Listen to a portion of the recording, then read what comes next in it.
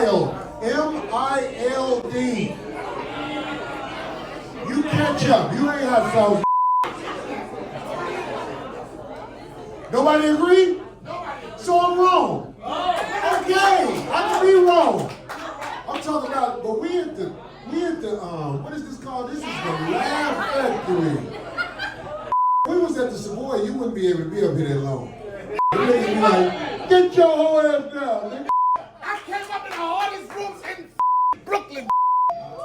And what happened? And you ain't never with them rooms. You just yelling. Because I don't have a mic. I can talk to you straight up. You want to talk about it? You saying I'm mild. You saying I ain't come through the streets or the gutters is straight bull. And if you want to ask somebody, ask the mother that you know what I. Oh man, like, share, subscribe, all that stuff, man. Yo, black comedy is like the cesspool of hell and this toxic energy right now. Like, comedy has always been competitive and comedians have always been going at each other. It goes back, I mean, years and years, decades. You hear stories of this comedian screwing over this one. And I mean, people are now finding out stuff like Bernie Mac, Steve Harvey, Robert Townsend, Faison Love. You go on and on.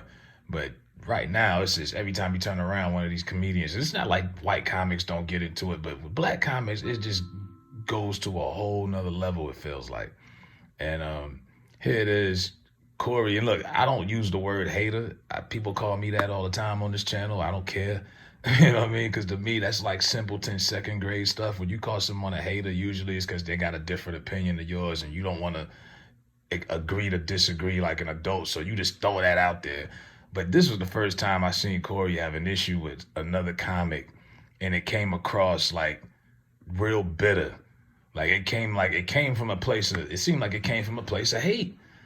And I'm like, damn, I never thought I'd call Corey a hater, but he looked like a hater. And look, if this was on 5150, obviously his playground, all his fans, people who think everything he say is law. I used to be a vivid fan of the show. Then yeah, you could get away with that. But as you see in the video, the crowd was a neutral crowd. They did not fall for that. He kept addressing him as Ashy Larry, Donnell Rawlings. You know, he's doing that to be funny. And I'm like, okay, if the guy got by for 20 years just because he was Ashy Larry, then hell, that's a pretty damn good run. But no, the guy's actually talented, you know, and he's got a Netflix special coming out this month. Meanwhile, Corey's at the Laugh Factory. And yeah, Donnell came on it. So the whole background of this, Donnell comes on set before Corey. Corey, you know, I guess he was the final act of the night, Laugh Factory out there in LA. And then Corey has been throwing shots at him previously on 5150, saying that him and Dave Chappelle aren't funny. So, and Corey also said Dave Chappelle be bombing on stage. You know, and look, Dave Chappelle is a legend. I'm not the biggest fan of his stand-up, but it's not for everybody. It's more like it's a lot of conversation and a lot more of a conversation than it is anything with some jokes mixed into it. But yeah, he said what he said. He got an opinion. He's subjective. Look, I don't think Kevin Hart is that funny, but it don't matter. Obviously, he's the most successful comic out there. He's selling out stadiums. You know what I mean? So what does it matter? You gotta have your opinion, but when you're doing it, you know, out of disrespect like that, you calling a man Ashy Larry, you're doing it on purpose to be funny. You're making it seem as if, because Corey looks at him like that's stick comedy. That's a niche. That's a gimmick. You know, you were a character. But Donnell Rawlings has had a pretty damn good career for himself. You know, then you calling out the man's street credibility. I'm like, hold up, Corey, you from Chicago. This man from Brooklyn, like, just stay out of it. Why are you calling out? You know what I mean? He's known for this. He'll call out people from Chicago, and that's fine. Don't be calling out people from other cities. You don't know what these people out. Because he traveled to all these cities that he know this and that, and whoop, and all that. Man, just keep it. You 50-something years old. Why would you even care about another man's street credibility? Why? Why do I care about your name in the street? We ain't doing no illegal activity. Why does that even matter? You know what I mean? Just question the common sense here, the logic. I mean, it makes no sense.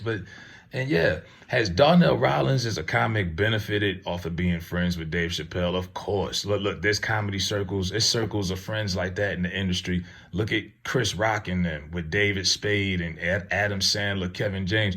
They always look out for each other. There's circles or groups of certain people that just put each other on. And he just happened to be a part of Dave's clique. Now, it's not that Corey don't have successful friends. He got Tiffany Haddish. He got Nick Cannon. But when the last time they put Corey in something? It's been a minute. The most they'll do is show up into 5150 every now and then. That's about it. They'll drop in and make a cameo. But they not putting Corey in nothing if they even got the power to do so. Ever since the Jews sat Nick Cannon down, you don't really hear from him as much. But yeah, this came from a place of saltiness and bitterness, a lot of sodium in Corey right there. I don't know what that was. I'm like, I guess he felt like he had to. You've been calling the man out. It's like, okay, you want to show up and act tough with another comedian, but I don't care. You still seen Stephen A. Smith in Chicago, your hometown, and sat there and took a picture with him with a piece of chicken. And that is an unforgivable offense. I will never take you serious ever again. Like I say, stop expecting 50-something-year-olds who wear sweatpants 5 days out the week to do anything. It's not going to happen. We're not looking for no violence anyway, but all of this is just talk and like I say, it's drama. But yeah, Corey, stop hating, man. I never thought I'd say that, but damn. And look, you'll say, well, what's Donnell Rawlings' favorite joke? I don't know. I don't watch everybody stand up. Who got time to watch it? But he's got one coming out. It's going to be on Netflix. It's coming out on the 27th. If you still got that, they keep putting the price up every other couple months. But yeah, let me know what y'all think, man. Hit the like button. Hit the comment section. I'm out.